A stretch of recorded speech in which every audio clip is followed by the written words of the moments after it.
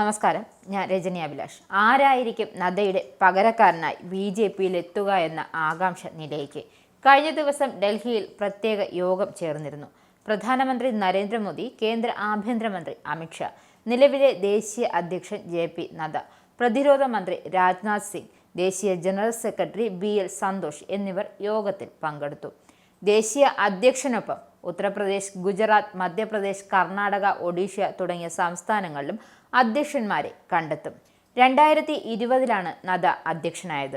3 വർഷമാണ് അധ്യക്ഷന്റെ കാലാവധി. എന്നാൽ ലോക്സഭ തെരഞ്ഞെടുപ്പ് അടക്കം പരിഗണിച്ച് പിന്നീട് സമയം നീട്ടി നൽകുകയായിരുന്നു.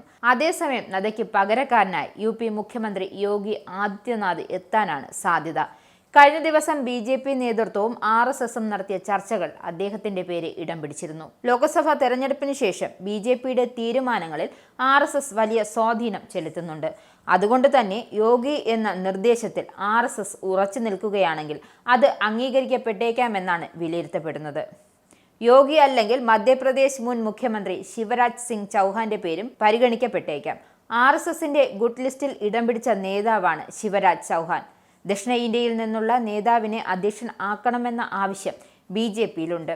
കിണഞ്ഞു പരിശ്രമിച്ചിട്ടും പിടികിട്ടാത്ത ദക്ഷിണേന്ത്യൻ മണ്ണിൽ സ്വാധീനമുണ്ടാക്കാൻ ഇത് സാധിക്കുമെന്നാണ് ഒരു വിഭാഗത്തിന്റെ കണക്കുകൂട്ടൽ.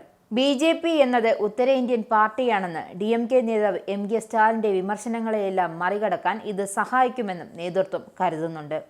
മുൻപ് ദക്ഷിണേന്ത്യയിൽ നിന്നും BJPക്ക് ദേശീയ അധ്യക്ഷൻ ഉണ്ടായിട്ടുണ്ട്. M വെങ്കയ്യ നായിഡു, ജന കൃഷ്ണമൂർത്തി, ബംഗാര ലക്ഷ്മൺ എന്നിവരാണ് അധ്യക്ഷ പദം വഹിച്ച ദക്ഷിണേന്ത്യൻ നേതാക്കൾ. എന്നാൽ കാര്യമായ ചലനങ്ങൾ ഉണ്ടാക്കാൻ ഇവർക്ക് സാധിച്ചിരുന്നില്ല. അതേസമയം ഒരു വനിതാ നേതാവിനെ അധ്യക്ഷയാക്കി ഞെട്ടിക്കുവാനുള്ള സാധ്യതയും ചർച്ചയാകുന്നുണ്ട്. പാർട്ടിയിൽ ആദ്യ വനിതാ അധ്യക്ഷയെ നിയമിക്കുന്നത് വലിയ ബൂസ്റ്റാകുമെന്നാണ് കണക്കപ്പെടുന്നത്. രാജ്യതലസ്ഥാനത്ത് വനിതാ മുഖ്യമന്ത്രിയെ നിയമിച്ചുകൊണ്ടുള്ള BJP നീക്കം വലിയ ചർച്ചയായിരുന്നു. സമാന രീതിയിലുള്ള നീക്കത്തിന് BJP നേതൃത്വം തയ്യാറാകുമോ എന്നാണ് ഉറ്റുനോക്കുന്നത്. തലമുറ മാറ്റത്തിന് BJP തയ്യാറെടുക്കുമോ എന്ന ചോദ്യവും ഉയരുന്നുണ്ട്.